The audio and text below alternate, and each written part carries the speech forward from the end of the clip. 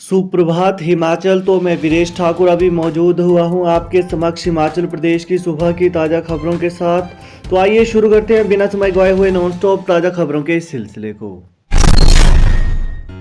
सफाई में स्मार्ट बना धर्मशाला नगर निगम, एक साल में ही 500 अंकों की छलांग लगाकर पाया 134वां रैंक। स्वच्छ सर्वेक्षण रैंक में देश भर में पिछले वर्ष 629 स्थान पर रहे नगर निगम धर्मशाला ने 500 अंकों के एक साल में ही छलांग लगाते हुए रैंक में कमाल का सुधार करते हुए 134वें रैंक पर कब्जा जमा लिया है।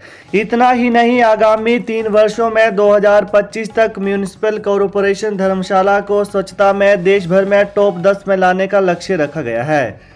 वहीं इसमें एमसी धर्मशाला के महापौर ओंकार नेहरिया ने कहा कि 2025 तक हम टॉप 10 में भी नंबर 1 बनने का प्रयास करेंगे।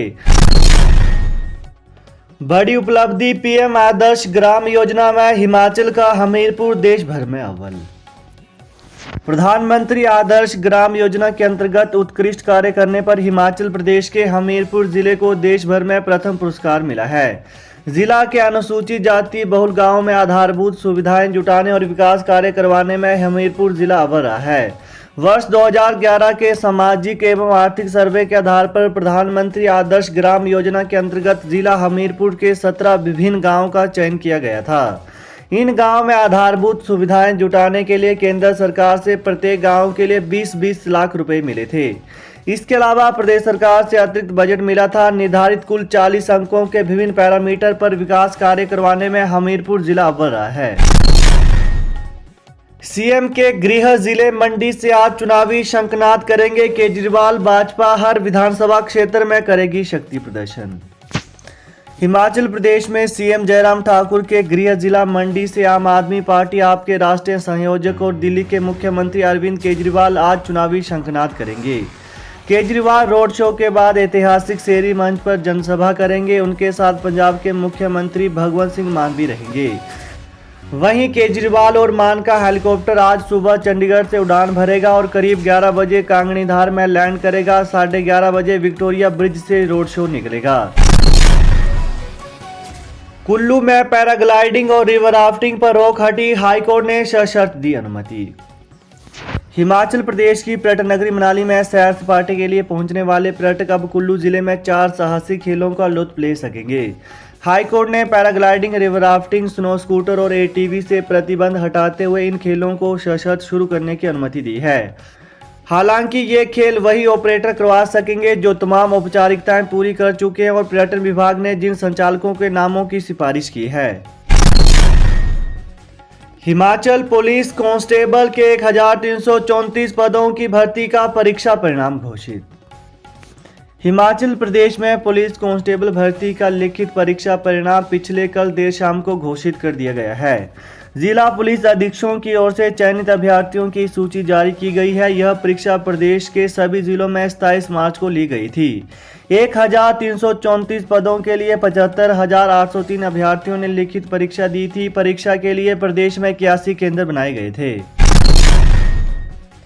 हिंदी और संस्कृत की किताबों में शामिल होगा गीता का सार। स्कूलों में नए शैक्षणिक सत्र से पढ़ाया जाएगा पाठ।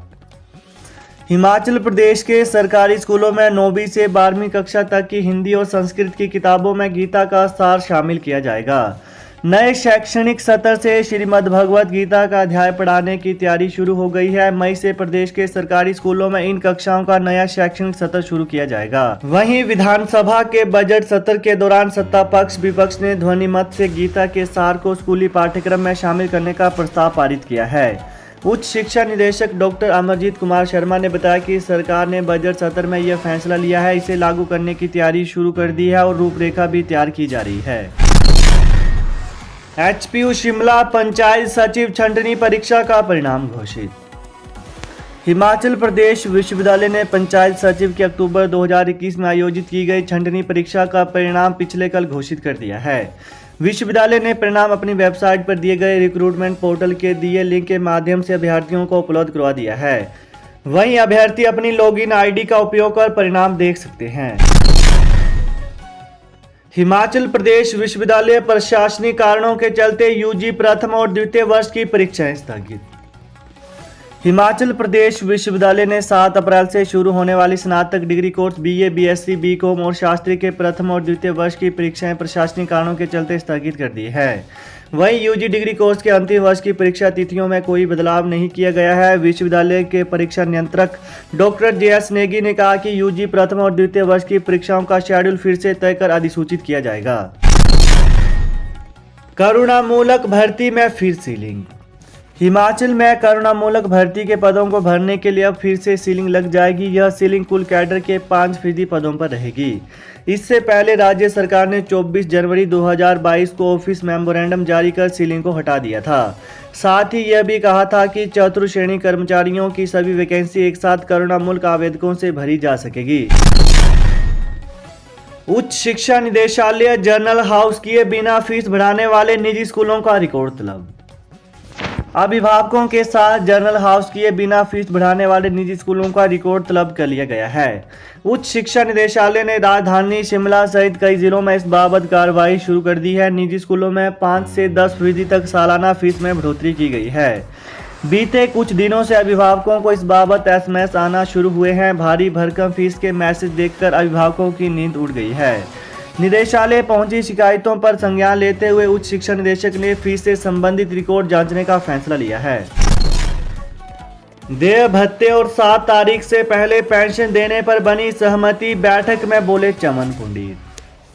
हिमाचल परिवहन सेवानिवृत्त कर्मचारी कल्याण मंच की मांगों को लेकर सरकार के साथ सहमति बन गई है।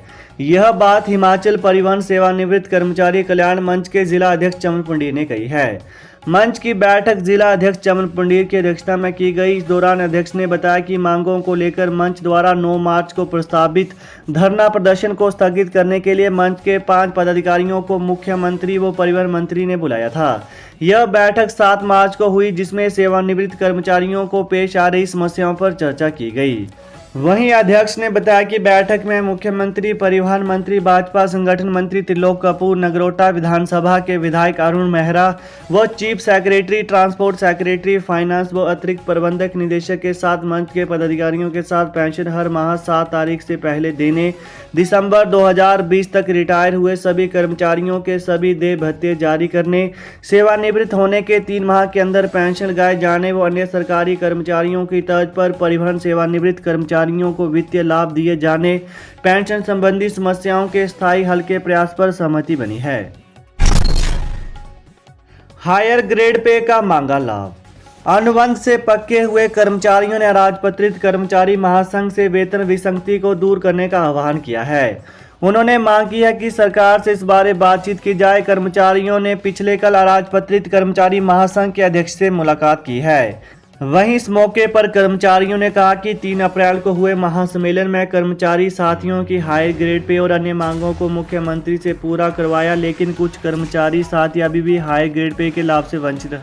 वहीं कुछ विभागों ने अपने कर्मचारियों को 3 जनवरी से पूर्व नियमित कर दिया, परंतु कुछ विभागों की लापरवाही के कारण नियमितीकरण प्रक्रिया देरी से पूरी हुई है और कर्मचारियों को 3 जनवरी के बाद नियमित किया गया। एक ही अधिसूचना के तहत नियमित हुए कर्मचारियों के वेतन में लगभग 15,000 से 17,000 का अंतर आ रहा है।